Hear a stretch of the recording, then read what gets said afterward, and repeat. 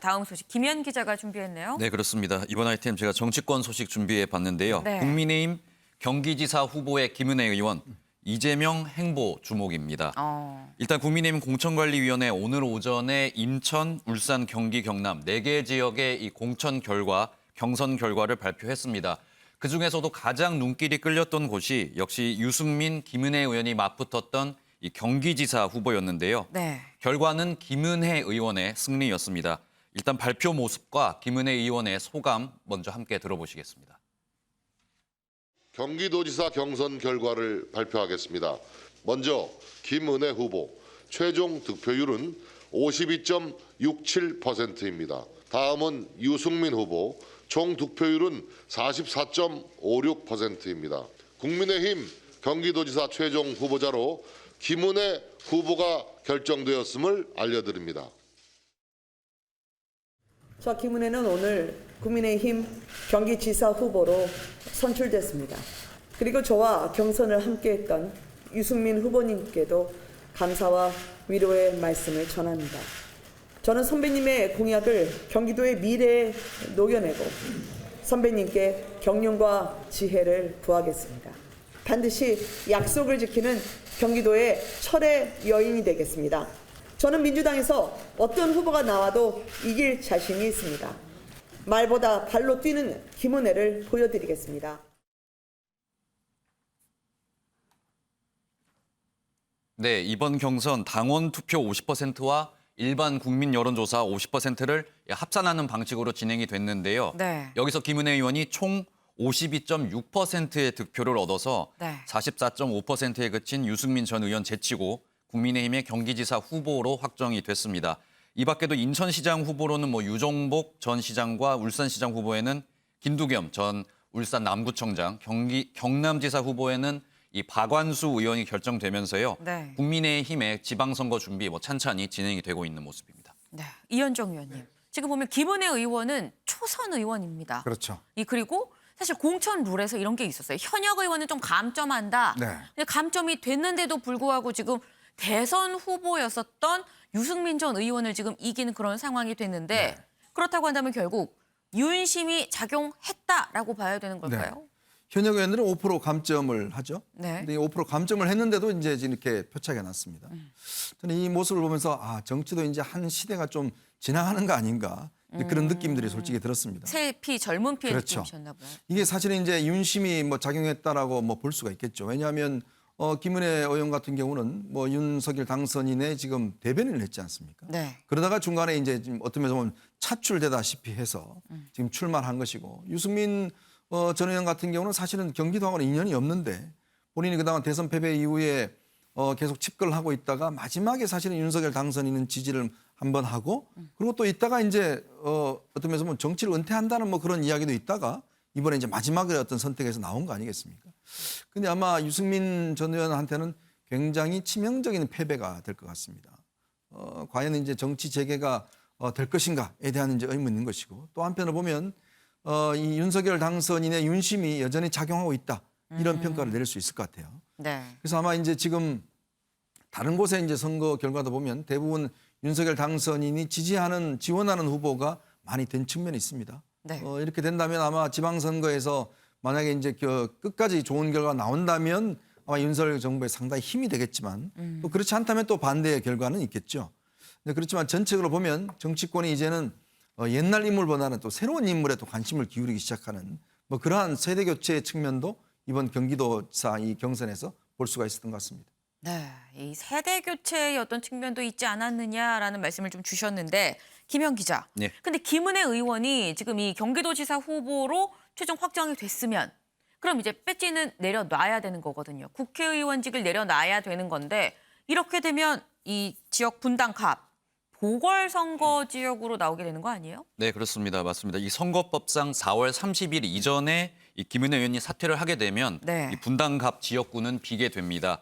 그러면서 동시에 이제 6일 지방선거와 함께 국회의원 보궐선거가 동시에 진행이 되는 건데요. 네. 때문에 정치권에서는 이 경기도를 상징하는 정치인이죠. 이재명 고문의 이야기가 자연스럽게 나오고 있습니다. 이재명 고문이 분당 국회의원 선거를 통해서 정계에 다시 복귀할 것이다. 이런 전망이 지금 나오는 상황인데요. 네. 이재명 고문이 사실 아직 한 번도 국회의원을 해보지 않았기 때문에 네. 과거 이 문재인 대통령이 밟았던 이 국회의원, 당대표, 그다음에 대권 재도전이라는 이 코스를 이재명 고문이 이번 선거를 통해서 좀 따라가지 않겠냐 이런 관측이 정치권에서는 지금 계속 흘러나오고 있는 상황입니다. 네.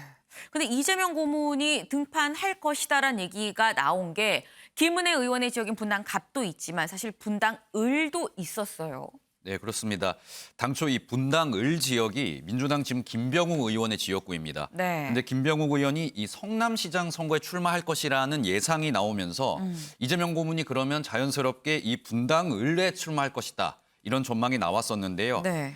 성남시장이란 자리가 사실 이 민주당에서도 좀 중요한 게 이재명 고문이 성남시장직을 거치면서 굉장히 큰 이 정치적 자산을 쌓았기 때문에 네. 실제 민주당이 지금 성남시장을 전략 선거구로 지정하는 등 굉장히 공을 들이고 있는 상황입니다. 네. 그래서 김병욱 의원이 아마 출마를 하지 않을까 예상이 됐는데 결과적으로는 김병욱 의원 이 성남시장 불출마를 선언했습니다. 네. 최근에 SNS에 글을 올리면서 이번 성남시장 선거에는 출마하지 않고 이 민생을 위한 의정 활동에 전념하겠다. 불출마 선언을 하면서요. 이재명 고문이 이 분당 을로 출마할 가능성은 지금은 사실상 좀 사라진 상태입니다. 네. 윤경호 의원님. 지금 분당 을은 아니지만 분당 갑은 지금 무주공산인 그런 상황입니다. 이재명 고문이 분당 갑, 여기가 사실 대장동에 있는 곳이거든요. 분당 갑에 나올 가능성 얼마나 된다고 보세요? 글쎄요. 이런 거 예측 제가 해서 항상 틀려서 섣불리 네. 어느 쪽으로 갈 것 같다 이런 말씀은 제가 자제합니다. 그러나 네. 분당 을보다는 명분에서 밀리지 않죠. 분당 을 현역 의원 더군다나 민주당 같은 김병욱 의원을 성남시장으로 징발 내지는 밀어내고 그 자리에서 생기는 보궐선거에 이재명 전 대선 후보가 나간다 그랬으면 네. 그건 아마 굉장한 후폭풍이 일었을 거예요. 명분도 부족하고 마치 일부러 이재명 후보가 국회의원 되기 위해서 김병욱 의원을 집어낸 것처럼 그런 얘기들, 음모론 이런 얘기 나올 수 있어요. 그러나 네. 지금 김은혜 의원은 상대당이지 않습니까? 네. 그리고 국회의원 숫자로 따지면 만약에 이재명 후보가 원내 진입에 성공을 한다면 뭐 더불어민주당은 한석을 오히려 늘리는 거고 국민의힘은 한석을 지금 잃는 셈이 되기 때문에 네. 이거는 있는 그대로는 뭐 해볼 만한 도전일 수 있어요. 그러나 네.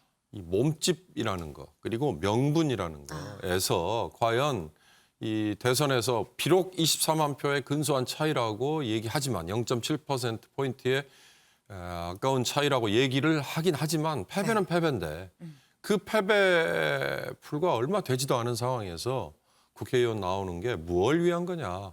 그럴 때마다 하는 얘기가 결국 방탄용 아니냐 이런 얘기 하잖아요. 그런 점에서 저는 이재명 후보 스스로가 선택을 할 일이다. 길게 봐서 본인이 다음 대선의 도전이든 아니면 더 큰 정치인으로 가기 위해서라면 네. 떳떳하게 큰 길을 갈 것이고 그건 제가 보기엔 8월에 전당대회든 아니면 그다음에 어디든 간에 큰 선택을 할 것 같고 그렇지 않고 당장에 검찰이든 아니면 뭐 이제 바뀔 여권으로부터의 들어올 공격, 창을 막을 방패로서 국회의원이 필요하다라고 한다면 좀 큰 정치인은 아니지 않느냐라는 얘기를 들으면서도 그냥 가는 거 아닌가. 그건 이재명 후보 본인이 선택할 문제 아닌가 싶습니다. 네. 이재명 고문이 큰 정치를 한다고 생각을 하면 이 6일 지방선거랑 같이 열리는 보궐에는 나오지 않을 가능성이 높다라는 말씀을 좀 주셨는데 김현 기자, 이재명 고문이 만약에 등판을 할 거라고 하면 사실 지금쯤은 어디선가 움직임이 포착이 돼야 되는 거거든요. 움직임 없어요? 네, 그렇습니다. 이재명 고문 움직임을 좀 살짝 보이긴 했는데요. 지금 42일 만에 SNS에 게시글을 올리면서 네. 좀 활동을 조금 시작하는 모습을 보였습니다. 내용은 일단 고 한승원 변호사에 대한 추모 글이었는데요. 네. 1세대 변호사였던 한승원 변호사가 지난 20일 별세를 했습니다. 이재명 고문이 여기에 대해서 이 한승원 선생님, 선배님으로 표현을 하면서 이 추모글을 SNS에 올린 건데 정치 관련된 내용은 아니었지만 이재명 고문의 이 게시글이 네. 지난달 이제 10일 대선 패배한 이후에 거의 처음 올린 게시글입니다. 아. 그때 당시 이제 선대위를 좀 해체하면서 네. 우리가 패배한 게 아니다, 내가 패배한 거다 이런 내용의 이제 게시글을 올렸었는데 그 이후에 첫 게시글이거든요. 네. 오랜만에 이제 이재명 고문이 게시글을 올리자 지지자들 뭐 이재명 정치는 중단돼서는 안 된다, 힘내라, 기대하겠다 이런 댓글을 올리면서 굉장히 좀 응원하는 모습을 보였습니다. 사실 이재명 후보 지금 뭐 계속해서 잠행을 이어가고 있는 상황인데 네. 최근에 이 근황이 올라온 게 지난 13일에 그 이재명 고문의 이 헤어 스타일러 좀 관리해 주시는 분이 네. 여기 SNS에 이제 사진을 찍어서 올린 게 전부였습니다. 이때 이재명 고문이 헤어컷과 염색이 필요해서 서울에서 이제 오랜만에 뵀는데 네. 이때 뭐 사진을 찍어서 올린 이 사진을 제외하고는 지금까지 근황이 좀 공개되지 않고 있거든요. 네. 하지만 이제 지방선거 좀 본격화되면서 이런 게시글로 통해서 좀 활동에 나서는 거 아니냐 이런 추측이 이어지고 있습니다. 그런데 뭐 SNS 글 말고 오늘 나온 보도를 보니까 무슨 보도가 있었냐면 이재명 고문이 비대위원들한테 이 송영길 전 대표 관련해 갖고 좀 경선을 할 수 있게끔 해달라, 전화를 돌렸다, 연락을 돌렸다, 뭐 이런 보도가 있던데요. 네, 그렇습니다. 이 얼마 전 서울시장 민주당 경선에서 송영길 전 대표를 좀 배제시키겠다 네. 이런 결정이 있었지 않습니까? 물론 그랬었죠. 번복이 됐지만 이때 이제 이재명 고문이 이 소식을 듣고 민주당의 비대위원들에게 연락을 취했다는 보도가 있었습니다. 내용도 좀 꽤 구체적이었는데요. 네. 이재명 고문이 비대위원들에게 전화나 문자를 돌렸고 이 송영길 공천 배제 이유가 대선 패배 때문이라는데 이게 맞느냐? 민주당 모두 다 대선 패배에 책임 있는 거 아니냐 이렇게 이야기를 하면서요. 네. 가장 경쟁력이 있는 이 송영길, 박주민 제외된다면 당원들도 납득하기 어려울 거다. 이런 식으로 비대위원들을 설득했다는 내용의 보도가 이어졌습니다. 네. 때문에 사실상 이제 이재명 고문이 정치 행보를 시작한 거 아니냐 이런 추측이 계속 나오고 있는데요.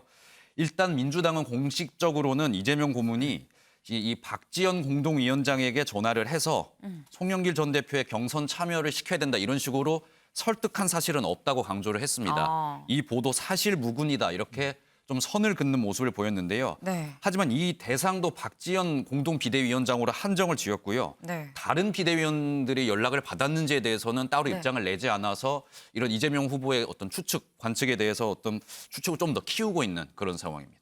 아니 아까 보니까 김영 기자가 이 다른 비대위원들한테 다 열심히 전화하던데 전화 안 받던가요? 네, 다른 비대위원들은 아직까지는 이제 정확한 입장을 좀 내지는 않고 있는 그런 상황입니다. 그렇군요. 근데 그렇다고 하면은 갈수록 더 궁금해지는 게 이재명 고문이 진짜 등판을 하는 걸까 더 궁금해집니다. 네, 그렇습니다. 뭐 측근들을 통해서만 지금 정치를 뭐 입장을 내고 있기 때문에 네. 저희가 좀 측근의 이야기에 집중을 할 수밖에 없을 것 같은데요.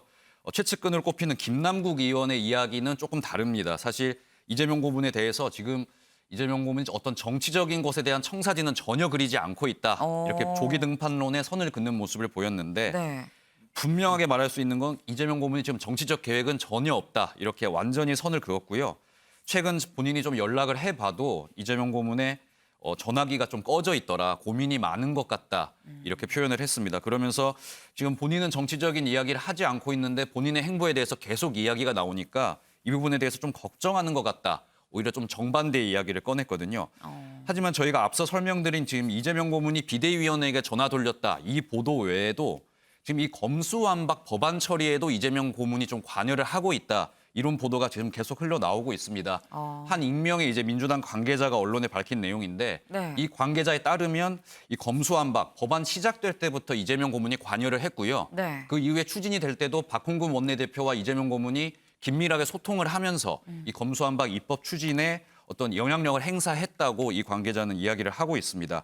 그러면서 송영길 공천 배제 같은 경우는 이 민주당 내부의 반 이재명 쿠데타였다. 이렇게 표현을 하기도 했습니다. 결국 이 관계자는 이제 이재명 고문이 민주당 내부에 지금 여러 문제가 있는데 결국 당대표로 나서면서 이 문제를 해결하기 위해 나설 것이다.